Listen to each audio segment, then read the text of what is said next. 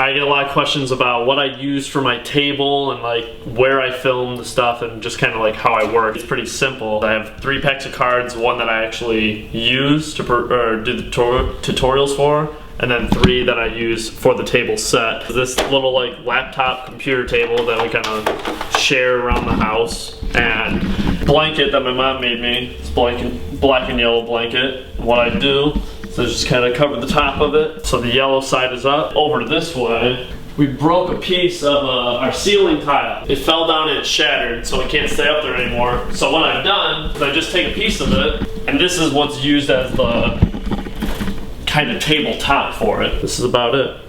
Just kind of mix them around and then get the yellows in there, bring the blacks back up top, mix it around evenly. That's pretty much the basic setup for it. And then I just put this right over top of it. And we have our studio lights here that we all share in the house.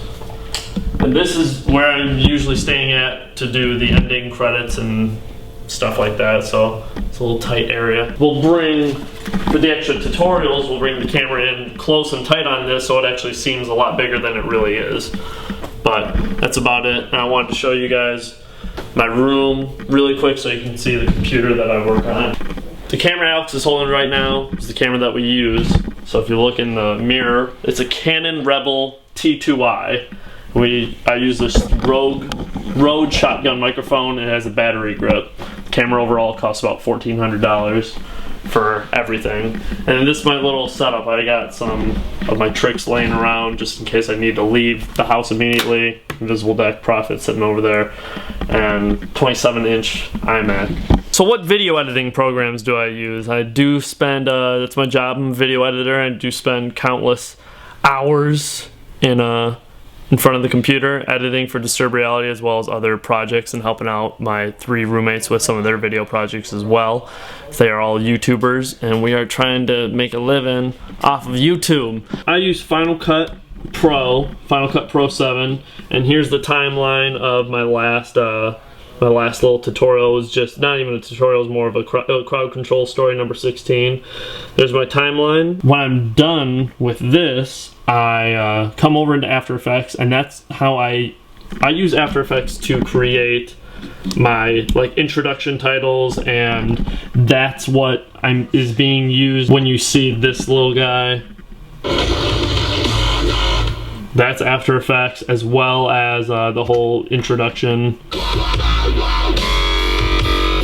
You think I need to update that introduction, just switch out some video clips? So I don't know, maybe it's about that time. I don't want it to get old and get stale, so let me know if you think I should switch the clips out. This is what I use to make my thumbnails, and pretty much all it is, I have my little heart logo here, and then I have that logo that I use for myself. And then what I used to put on all my videos were these playing cards in the corners. You could see those, so I still use that for the thumbnails. I think it's a good way to pop out. I also used to have this kind of font text for every title, and I stopped using it because it was just a pain to animate it in and stuff. And then what I'll usually do is I'll take a screen cap from the thing, and from a video or a photo. This happens to be a photo. Or I'll search Google and find a photo like went for my video for Magic to Daystorm and Magic to Freddie Wong and stuff like that. That is taken from Google, but usually it'll be a screen capture from my videos. And then what I'll do is I'll add this little outline. So it's the same layer, just an outline to it.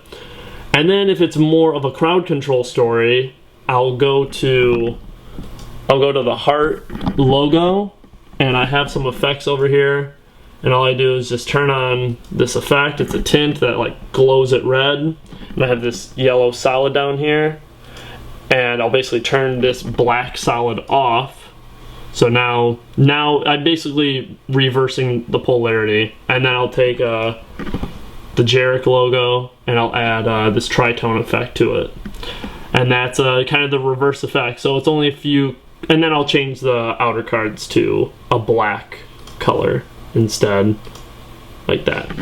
So they stand out a little more. So that's just kind of what goes on here, and that's like the work that I put into my videos and stuff. that's what I use. Adobe After Effects for thumbnails and for the opening credits type stuff, as well as transitions sometimes. And then I use Final Cut for the actual editing of stuff. Other than that, I just have the little Disturb Reality logo that goes on top of all the videos in the lower left corner here. And that's just like a little layer right here that goes across the top of these. After Effects is also what I use to create the background design for Disturb Reality. So I use After Effects to create this, and also used After Effects to create Miss Mag 822's background channel design, and just that's what I use. That's what I'm used to. No Photoshop here. That's it. So I hope this helps you out and gets you guys a little creative as far as if you guys want to make a YouTube channel and stuff like that, and just keep going at it. My eyebrow. Yes, my eyebrow is naturally white like that in this one little patch, and it started happening in last November, and I don't know if it's because I'm so overstressed or if it's because of all the wisdom that I've attained over the last year, but yes, that is my eyebrow. And because I tried plucking it and it just sprouts back even worse, and I put mascara on it to like hide it, but just washes out anyway. And the way I look at it is just a good character trait. So that's the story to my little white eyebrow. That's about it. That's behind the scenes of Disturb Reality. We out. That's all for MTV Cribs. Now I need you guys to get out of my house. Get the fuck out of here.